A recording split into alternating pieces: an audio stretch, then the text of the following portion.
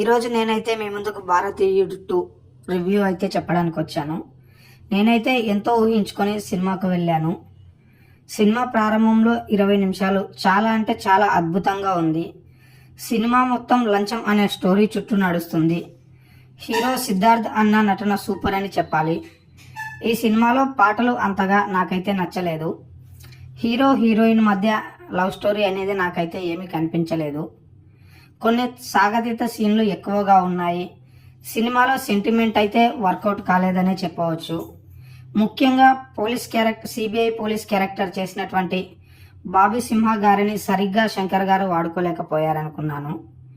Fight సీన్లు అయితే చాలా అద్భుతంగా ఉన్నాయి. సినిమా చివరి 2 నిమిషాలు అద్భుతమని చెప్పాలి.